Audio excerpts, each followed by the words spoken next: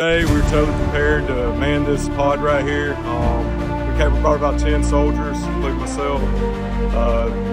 As soon as we got about 5-10 minutes after we got here, State Defense Force, soon to be GSG, rolls up, provided I think about 10 extra bodies and made everything go smoothly. You can see the line wrapped all the way around here, and it'd be a parking lot if we didn't have them out here with us. And they also been extremely motivated. Glad to be out here, glad to be helping. Awesome assets to have.